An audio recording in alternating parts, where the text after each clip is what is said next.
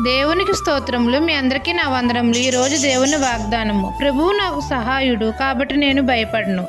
హెబ్రీలకు రాసిన పత్రిక 13వ అధ్యాయం 6వ వచనము.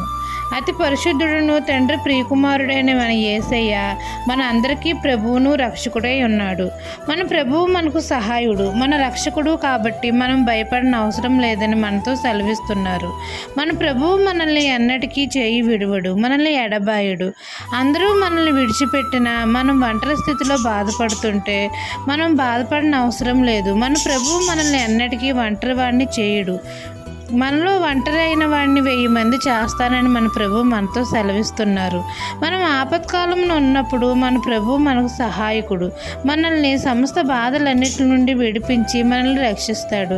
మనం దేనికి భయపడిన అవసరం లేదు. మనలో ఉన్నవాడు లోకంలో ఉన్నవాని కంటే గొప్పవాడు. నరమాతుడు